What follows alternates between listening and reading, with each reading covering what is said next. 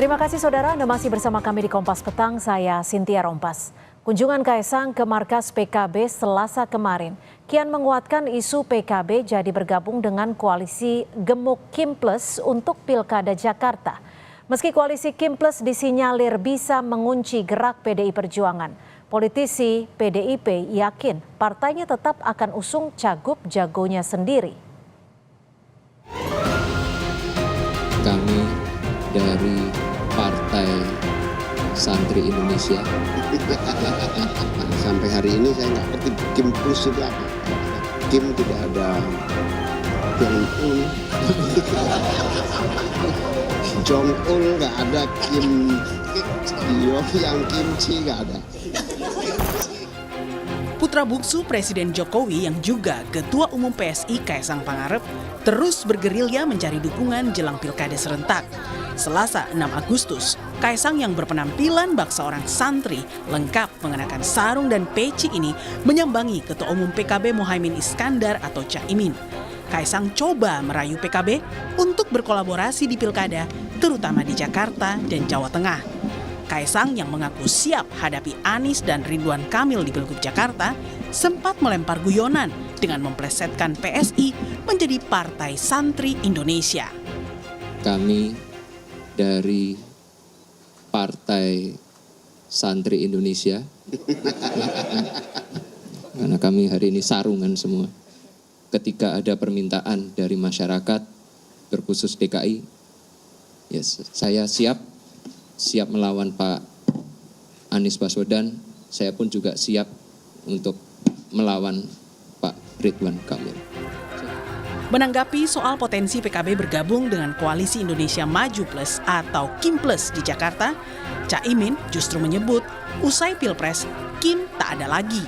Caimin bahkan melempar guyonan soal Kim Plus dengan menyinggung soal Kim Jong-un hingga kimchi.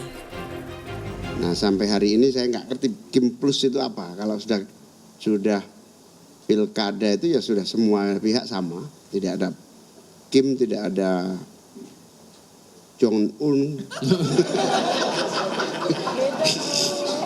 Tidak ada Jong-ul, nggak ada Kim yang kimchi, nggak ada. Bagi kami pilkada itu semua partai sama, ada cocok dalam berbagai perkembangannya, itulah kita bareng, kita jalan. Sementara itu, Partai Gerindra selaku Komando Kim Plus mengaku dalam waktu dekat akan mengumumkan calon wakil untuk mendampingi Ridwan Kamil di Jakarta. Adanya Kim Plus ini menurut Sufmi Dasko turut membuka peluang calon wakil Ridwan Kamil di Jakarta berasal dari partai dalam Kim Plus. Ya, saya kan ngomong kemarin bahwa ada Kim Plus. Tentunya kalau ada Kim Plus yang bareng di Pilkada DKI, tentunya kemungkinan untuk mendapatkan wakil dari partai koalisi yang sekarang, itu Kim Plus itu tentunya ada. Nah, siapa yang kemudian nanti akan dipilih untuk mendampingi Pak Ridwan Kamil, kita tunggu aja, ya mungkin waktunya tidak terlalu lama. Sudah bisa disampaikan ke publik. Di sisi lain, Ketua DPP PDI Perjuangan Said Abdullah mengatakan partainya tak terpengaruh untuk ikut bergabung dengan Koalisi Indonesia Maju Kim Plus. Khusus Pilkada Jakarta, Said mengaku masih berkomunikasi dengan partai lain untuk menggodok nama calon gubernurnya sendiri. Insya Allah PDI Perjuangan akan mengeluarkan calon sendiri sebatas kemampuan yang akan dilakukan Pilkada DKI, Pilkada Jabar, Pilkada Jabar, dan Pilkada Jawa Jateng dan Jawa Timur. Kami dalam proses untuk berbicara dengan berbagai pihak, karena kami memang khusus DKI tidak bisa sendiri, Jawa Timur tidak bisa sendiri. Gencarnya Kim mendekati partai lain di luar koalisi untuk menghadapi pilkada berpotensi menjelma jadi koalisi raksasa melalui Kim Plus. Koalisi gemuk Kim Plus inilah diyakini akan menyulitkan PDIP mengusung kadernya di Pilkada 2024. Tim Liputan, Kompas TV. Kehadiran Kim sebagai motor pendukung RK membuat banyak partai berpotensi masuk ke dalam koalisi gemuk Kim Plus, seperti Nasdem, PKS, dan PKB. Kondisi ini berpotensi membuat Anies Baswedan terancam kehilangan dukungan partai di Pilgub Jakarta, sekaligus memunculkan isu skenario RK melawan kotak kosong. Lantas beranikah PDI Perjuangan mengusung Anies demi hindari kotak kosong di Pilgub Jakarta? Kita akan bahas bersama politisi PDI Perjuangan Deddy Sitorus dan juga jubir dari PKS Muhammad Khalid serta Direktur Eksekutif Poltreking Mas Hanta Yuda. Selamat petang Mas Hanta, Bang Deddy, Selamat Mas petang, Khalid. Cynthia, Selamat petang semua. Bang Deddy, Mas Khalid. Salam, Bro. Terima kasih sudah bergabung bersama kami di Kompas Petang. Bang Deddy, ini kalau lihat perkembangan sampai hari ini nih, PKB kemarin sudah didatangi oleh PSI. Sekarang tinggal PDIP dan PKS yang setidaknya paling memungkinkan untuk berkoalisi melawan Kim Plus. Apa ada kemungkinan ke sana PDIP berkoalisi dengan PKS? Ya memang kan petanya ini melawan kotak kosong atau melawan otak kosong kan. Jadi ini yang terjadi di DKI kalau menurut saya. Dan ini memang agak sulit kita ketika ada agenda-agenda tersembunyi penguasa, pasti jadi agak ribet ini. Kalau realitanya kan PDI Perjuangan tidak bisa maju sendiri di Pilkada DKI. Kita butuh teman dan sejauh ini kita berupaya membangun komunikasi dengan PKB. Maka tidak mengherankan kemudian Kaisang pergi ke PKB sebagai partai santri, kan kira-kira gitu nih. Tentu agendanya ya tidak lain tidak bukan bagaimana supaya bisa merebut PKB. Kalau bagi kami di PDI Perjuangan, kami melihat bahwa Jakarta ini adalah sebuah daerah yang sangat penting sebagai mercusuar peradaban politik kita. Tentu kami tidak berharap kota kosong yang terjadi di DKI Jakarta, karena itu akan memberikan legitimasi, akan memberikan presiden yang buruk dalam perkembangan demokrasi kita ke depan. Ya. Nah, kalau PDI Perjuangan tentu akan berusaha untuk menjalin komunikasi dengan pihak manapun yang belum membuat keputusan yang bersifat final and binding ya, soal akan maju dengan calon yang mana. Tetapi kan ya, isu yang kita dengar-dengar ini kan beragam-ragam ini kan, misalnya Pak Anies tidak akan maju nih, kan kira-kira seperti itu nih, ada isu rumor di publik kan kira-kira begitu. Bahwa Pak Ridwan Kamil akan maju dengan kotak kosong karena ini kan beberapa analis sudah menyebutkan ada kemungkinan besarnya PDIP yang paling memungkinkan dengan PKS setelah PKB bertemu dengan Mas Kaisang kemarin. Ada nggak kemungkinan ke situ?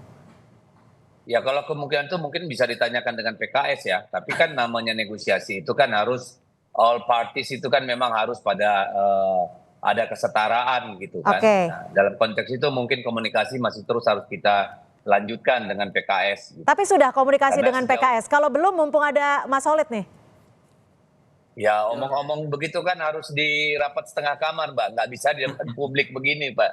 Saya kira itu terlalu berlebihan lah kalau kita ngomong hal-hal yang sangat spesifik, karena kerjasama politik itu kan memerlukan diskusi yang mendalam tentang banyak hal, bukan cuma tentang nama gitu. Karena tentu ada banyak kepentingan yang terkait, ada banyak trade-off, ada banyak kompromi kan seperti itu Mbak. Baik, gimana Mas Khalid, ini kan waktu sudah semakin dekat, belum deal-deal, apa sudah mulai ada pendekatan dengan PDIP?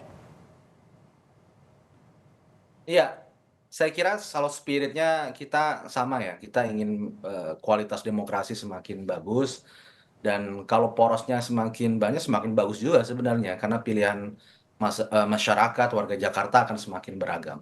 Itu adalah idealita keinginan kita semua. Saya yakin setiap partai politik menginginkan kader terbaiknya untuk berkontestasi dalam pilkada. Sebenarnya kalau kita lihat keputusan dari Partai Keadilan Sejahtera sebagai partai pemenang yang mendapatkan mandat dari warga Jakarta tertinggi untuk pemilu 2024, kami memutuskan pada prinsipnya adalah PKS ingin kadernya menjadi calon gubernur atau calon wakil gubernur di Pilkada Jakarta nanti. Jadi itu adalah poin besarnya. Kemudian PKS memutuskan dengan melihat konstelasi yang ada, kami memutuskan bahwa kita ingin mengusung pasangan Anies Sohibul Iman atau pasangan aman sebagai kandidat yang kita usung. Namun demikian memang prosesnya tidak mudah karena sejak 25 Juni kita deklarasikan, sampai kemarin kita juga memberikan deadline juga kepada Mas Anies, kita kan baru mempunyai 18 kursi. Kita kurang 4 kursi lagi nih. Jadi PKS pun walaupun partai pemenang, kita belum bisa menggenapi persyaratan untuk maju sendiri. Kita masih membutuhkan tambahan 4 kursi. Dan kami juga sudah sampaikan kepada Mas Anies sebagai kandidat yang kita usung, ya, kita memiliki wakil yang kita ajukan Bapak Sohibul Iman, pasangan aman ini, agar digenapi 4 kursi ini sampai pada tanggal 4 Agustus kemarin. Ya, kepada Mas Anies kita meminta untuk segera menggenapi tiket tersebut. Dan ini hal yang sangat wajar sekali. Karena setiap kandidat yang ingin maju dalam pilkada, kita ada sekitar 500 lebih pilkada. Kandidat-kandidat yang ingin berkompetisi di pilkada, mereka harus melakukan komunikasi politik ke semua pihak. Untuk apa? Agar dia mendapatkan tiket untuk bisa berlayar atau berkontestasi. Karena itulah syarat administratif di situ. Nah, saat ini ketika kita sudah menyampaikan bahwa pasangan aman untuk bisa berlayar kita membutuhkan 4 kursi, maka tapi apakah masih stick dengan Sohibul pilihannya? Tidak ada ruang untuk membuka ruang dengan partai lain? Ya, sampai detik ini keputusan itu masih tetap kita pegang ya, karena tapi kan tetap kurang nih Pak kursinya. Betul. Itulah kenapa kita menugaskan kepada Mas Anies sebagai kandidat untuk bisa memastikan komunikasi politik kepada partai-partai yang lainnya. Sebenarnya pada di awal kita memiliki kesepakatan titik temu dengan Partai Nasdem. Partai Nasdem waktu itu dengan usulan kami, yakni pasangan aman, mereka tidak menolak dan menyambut baik pasangan tersebut, sehingga kita bisa mengusulkan membuat tiket itu bisa berlayar. Namun dalam politik ini kan tidak bisa hanya secara lisan, kita membutuhkan sebuah keputusan yang lebih definitif. Nah, kemudian dengan inilah kita sekarang membuka sebuah pertimbangan-pertimbangan bagaimanakah setelah deadline 4 Agustus itu terlewati, karena itulah kesepakatan kita bersama dengan Mas Anies. Ya. Saya ke Mas Hanta. Mas Hanta, bagaimana melihat kondisi saat ini di mana posisi Anies Baswedan bisa dikatakan terjepit dan juga di tengah-tengah bagaimana Kim Plus ini semakin membuka ruang dengan setiap partai politik? Ya, Cynthia, peta elektoral Pilkada DKI kalau kita baca hari ini agak sedikit lebih terang dibanding sebelumnya. Dia sedang bergerak kepada dua potensi peta. Satu, Kim Plus yang kemungkinan figurnya Ridwan Kamil itu berhadapan dengan kota kosong, atau betul-betul ada head to head pertarungan yang keras antara Kim Plus tadi, mungkin Ridwan Kamil, melawan lawannya, apakah Anies Baswedan atau yang lainnya. Artinya Pilkada DKI akan terlaksana dalam satu putaran saja. Kecil kemungkinan akan ada 3 poros politik. Kenapa ini terjadi? Petanya menjadi komplikasi ini terjadi, kompleksitasnya muncul karena tadi tidak ada satu partai pun yang memenuhi syarat untuk bisa mendukung pasangan calon tanpa berkoalisi. 22 kursi. Nah, dari data ini maka potensi opsi koalisinya tinggi sebenarnya banyak. PD Perjuangan PKS bisa, PD Perjuangan dengan Nasdem bisa, PKB dengan PKS bisa, PKS dengan Nasdem bisa, dan seterusnya. Tetapi di saat yang sama, peta yang koalisi opsinya ini besar juga menyimpan kerentanan yang amat sangat tinggi sekali. Jadi kemungkinan tidak terlaksananya koalisi lawan Kim Plus ini juga besar menurut saya, meskipun peluang untuk ada lawannya ada. Kenapa? Karena saya ingin jawab pertanyaan tadi, titik pisah atau daya tolaknya juga tinggi. Satu, dari 4 partai yang saya sebutkan di luar Kim hari ini, ada potensi benturan ideologi, tapi ini potensinya tidak terlalu besar. Misalnya 2 partai ini kerap disebutkan ada PD Perjuangan dan PKS, meskipun tidak mustahil mereka bisa bersatu. Yang kedua, soal cross kepentingan, posisi Wagubnya. Kita tahu PKS, Cynthia, sejak awal sudah memasang nama Sohibul Iman. Itu apa mungkin PD Perjuangan ingin mengalah? Tidak ada figur. Pada PD Perjuangan juga partai yang kuat di Jakarta, tidak ada figur itu. Sementara Anies Baswedan tidak bisa merepresentasikan PD Perjuangan atau nama-nama yang lainnya. Artinya persilangan kepentingan ini menjadi tantangan bagi Anies Baswedan untuk melakukan semacam mengambil titik tengah, mengagregasi semua kepentingan partai-partai yang saya sebutkan tadi, dan apakah mungkin PKS bersedia melakukan renegosiasi terhadap posisi Sohibul Iman tadi. Yang ketiga, titik pisahnya jadi tolaknya adalah yang ini sangat penting adalah komplikasi koalisi. Artinya apa? Partai-partai yang saya sebutkan tadi, selain PD Perjuangan, itu sangat besar sekali potensinya bergabung di dalam pemerintahan Prabowo yang baru ke depan. Termasuk PKS, apalagi Nasdem dan PKB. Nah, apabila terrealisasi koalisi Kim Plus itu meninggalkan sendiri PD Perjuangan, maka skenario skema hanya melawan kota kosong itu bukan mustahil akan betul-betul terjadi. Jadi kuncinya memang ada di PKS seperti tadi Bung Khalid mengatakan berpacu dengan waktu ya mereka. Nah, kalau kemudian mereka gagal membangun koalisi itu bisa jadi itu terrealisasi. Nah, posisi inilah yang menyebabkan kompleksitas itu terjadi. Tetapi sedikit saya ingin nambahkan, apakah mungkin Ridwan Kamil dan koalisi Kim Plus ini mendapatkan lawan? Mungkin saja, karena mereka punya daya atau titik temu juga, kedekatan ideologi, punya kedekatan veto player. Kita tahu PKB dekat dengan PD Perjuangan, PKS mungkin dengan Nasdem dan sebagainya. Yang ketiga adalah komposisi koalisi mereka. Persyaratan 22 kursi itu mengharuskan daya dorong mereka harus menambah satu partai lagi. Tapi saya ingin menambah analisanya dengan yang tadi sama. Komplikasi koalisi ini juga terkait dengan persamaan posisi koalisi. Artinya apa? Posisi mereka disamakan dengan memiliki lawan politik yang sama, kompetitor yang sama. Siapa lawannya? Lawannya adalah Kim, Prabowo, dan Jokowi. Nah, kalau ada partai di luar PD Perjuangan memiliki posisi yang sama, maka terrealisasilah di Jakarta Kim melawan lawannya. Tapi kalau itu tidak realisasi, maka prediksi saya Ridwan Kamil Bang Deddy, mungkin saja terjadi. Oke, Bang Deddy, lalu adakah strategi yang sudah disiapkan PDI Perjuangan setidaknya untuk menghindari Ridwan Kamil melawan kota kosong? Ya, strategi kita tidak leluasa ya Mbak ya, karena kan pilihannya juga terbatas. Either dengan PKB atau ya sejauh mana kita bisa bernegosiasi dengan PKS, karena PKS kan sudah mengajukan nama pasangan calon gubernur dan wakil gubernur. Jadi memang kita tidak dalam posisi yang leluasa untuk melakukan manuver-manuver politik gitu. Dan kalau saya sih berharap agar kita sama-sama memikirkan bagaimana kita menghasilkan satu proses demokrasi, proses pemilu yang memberikan ruang dan pilihan kepada rakyat sebanyak-banyaknya. Sangat menyedihkan kalau untuk DKI itu terjadi kota kosong gitu. Karena apa? Kalau kota kosong ini dibiasakan, pertama kita rugi secara anggaran. Ngapain biaya pemilu gede-gede kalau kota kosong? Itu sama saja, udah serahkan saja kepada DPRD, kan seperti itu.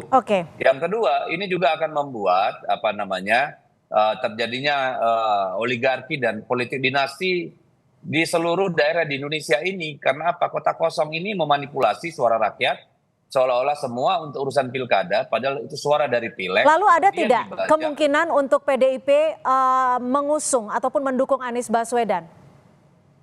Kalau soal mendukung Anies Baswedan, saya kira kan tadi saya sudah sebut Mbak, ya, bahwa pilihan itu agak terbatas karena apa? Anies Baswedan itu kan diusulkan dengan pasangan calon yang sudah lengkap gitu. Jadi saya kira ya nanti kita lihat apakah ada ruang untuk memecah kebekuan ini atau tidak gitu. Saya kira proses itu masih ada waktu untuk kita bicarakan. Tapi saya lanjut yang tadi Mbak, ini penting banget bagi saya.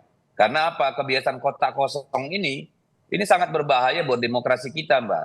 Bayangkan kalau kota kosong terjadi daerah, maka kita selalu punya pemimpin yang punya uang, bukan punya kemampuan gitu loh. Kota kosong itu bisa jadi sama dengan otak kosong kalau menurut saya gitu. Bagaimanapun demokrasi ini harus sehat, harus memberikan opsi-opsi. Karena tidak memberikan opsi-opsi, kita kembalikan saja ke DPR dan DPRD. Tidak usah buang duit puluhan ratusan triliun untuk pemilu gitu Mbak. Oke. Nah, Mas Solid, kalau memang pasangan yang diajukan oleh PKS aman, Anies Sohibul ini tidak bisa dikatakan tidak laku terjual gitu ya. Apa yang akan dilakukan PKS? Apakah akan berunding untuk lebih lanjut ke PDIP atau bergabung ke Kim Plus? Ya, sebagai partai politik kita akan pertama ya mengajukan kader yang terbaik kita untuk maju calon gubernur atau wakil gubernur. Yang kedua adalah memastikan tiket kompetisi itu bisa kita penuhi. Itu yang paling utama. Jadi segala upaya komunikasi politik itu akan kita lakukan ke arah sana. Jadi kalau kita melihat proses yang ada saat ini, dinamika yang ada, kita melihat apakah pasangan aman ini mampu berlayar atau tidak, itu juga akan kita kaji. Ya, akan kita kaji, dan jika ada peluang-peluang yang lain, kita juga akan mengkajinya. Karena bagaimanapun juga, kita harus melihat prospek dan visibilitas terkait kandidat yang akan kita usung nanti. Oke, tapi Mas Solid, tapi benar nggak sih kalau sudah ada tawaran dari Kim Plus untuk memasangkan RK dan juga Ahmad Syahiku? Tawaran dari teman-teman dari Golkar ya, itu memang sudah lama kita peroleh, bahkan sebelum kita mengusung pasangan aman, itu juga sudah pernah ditawarkan juga. Jadi ketika ada tawaran itu, kami dari PKS mengusung aman ya. Namun demikian, plan bahwasanya pasangan aman ya, pasangan Anies Sohibul Iman itu kita memiliki term and condition yang kami sampaikan tadi hingga 4 Agustus yang lalu. Sehingga proses di sini kita sekarang mulai membuka komunikasi dengan pihak-pihak yang lainnya. Kenapa? Pihak-pihak mana nih? Kim Plus kah? Siapapun kita buka komunikasinya, termasuk dengan Kim. Ya, termasuk dengan Kim kita buka komunikasinya. Karena tentu setelah 40 hari proses negosiasi, proses komunikasi politik itu tidak berprogres, tidak mendapatkan kejelasan, maka itu akan menimbulkan ketidakpastian terkait pasangan ini. Dan tentu DPP PKS akan mengkaji prospek bagaimana ke depan pasangan ini akankah berlayar atau tidak. Sehingga komunikasi dengan Kim kita lakukan, bahkan juga dengan teman-teman PDIP juga bisa kita lakukan untuk bagaimana kita bisa membentuk tiket untuk bisa berlayar di Pilkada Jakarta nanti. Karena itulah persyaratan penting untuk kita dapatkan untuk di fase awal ini. Oke, Mas Hanta, ini kan semakin mendekati ke waktu pendaftaran. Kalau dari perspektif Anda, apa sih setidaknya yang menghalangi ataupun menjadikan lancar terkait dengan titik nego ataupun titik temu antara para partai? Ada dua faktor dari sisi Anies Baswedannya dan partai itu sendiri. Jadi satu faktor Anies Baswedan, apakah dia bisa menjadi titik temu untuk mengagregasi semua kepentingan partai yang bersilangan tadi. Itu kan sulit sekali karena semua menginginkan posisi strategis sebagai cawagup dan seterusnya. Apalagi sekarang ada kompleksitas, ada pemerintahan baru Prabowo Gibran. Yang kedua, apakah mungkin partai-partai yang 4 di luar pemerintahan PDI Perjuangan, PKS, Nasdem, dan PKB itu memiliki titik temu menurut saya tidak lebih kuat daripada faktor yang dimiliki oleh Kim hari ini. Nah, saya melihat tendensi ya, atau kata lainnya indikasi PKS merubah haluan politiknya per hari ini cukup keras, cukup kuat ketimbang yang sebelumnya. Ada 3 faktor kalau kita catat. Satu, ketika Presiden PKS mengeluarkan statement, undang-undang dong Pak Prabowo, PKS untuk gabung di pemerintahan. Itu kalimat penting untuk bergabung dalam pemerintahan. Artinya PKS membuka diri kemungkinan untuk bergabung di pemerintahan Prabowo Gibran. Di dalam Kim Plus itu ada Prabowo Gibrannya, tanda petik ya, pemerintahan pusat yang tidak bisa dipisahkan. Yang kedua, dukungan Partai Keadilan Sejahtera kepada Bobi di Sumatera Utara.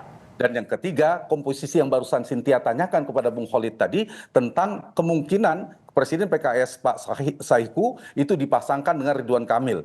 Nah, ini 3 tendensi ini yang memungkinkan kemungkinan kotak kosong, skenario kotak kosong itu terbuka lebar. Karena apa? Karena mungkin saja secara kandidasi di mana strategi Kim memberikan posisi cagupnya diberikan kepada Ridwan Kamil yang merepresentasi Kim, cawagupnya kemungkinan besar, misalnya orang berpikir mungkin Kaisang sebagainya, tapi per hari ini menurut saya ada Kim Plus itu, yang di luar itu, yaitu PKS. Untuk apa? Untuk memecah potensi koalisi untuk melawan Ridwan Kamil atau Kim tadi itu. Nah, di posisi ini maka per hari ini sikap PKS menjadi penting.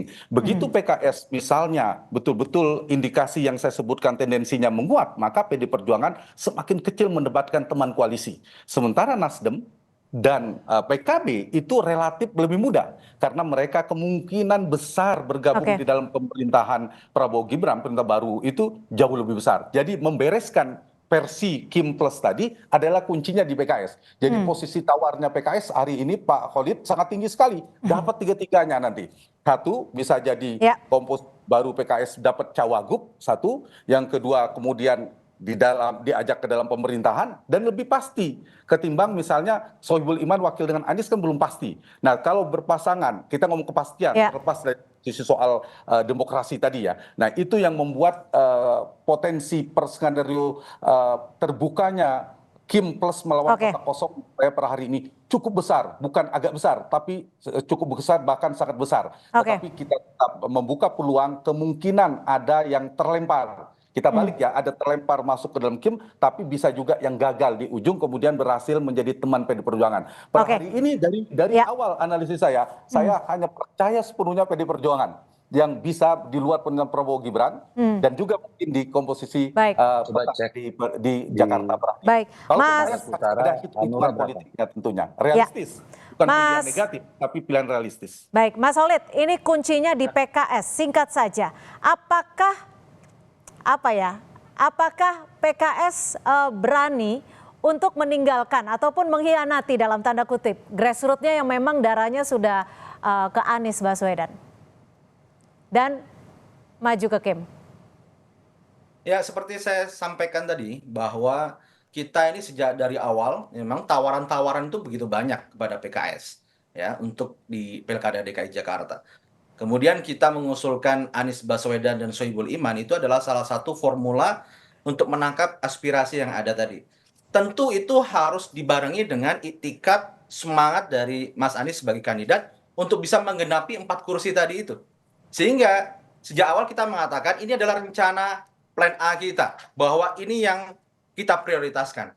Tapi dalam politik itu kan tidak bisa kita hidup dalam situasi yang tidak pasti. Kepastian harus ada. Tiket ini bisa berlayar atau tidak. Dan inilah yang kita harapkan kepada Mas Anies sebagai kandidat dan kepada mitra-mitra teman kita untuk bisa memastikan apakah tiket ini bisa berlayar atau tidak. Tentu ketika tiket itu susah atau prospeknya tidak bisa berlayar, misalkan, maka kita harus bisa membuat opsi lain. Karena politik tidak dalam situasi yang sangat statis, tapi juga dinamis. Maka politik adalah seni kemungkinan, kita akan membuka opsi-opsi yang lainnya. Jika memang tiket ini tidak bisa berlayar. Baik, terima kasih Bang Deddy, Mas Solid, dan juga Mas Hanta sudah memberikan perspektif di sore hari ini di Kompas Petang. Selamat sore.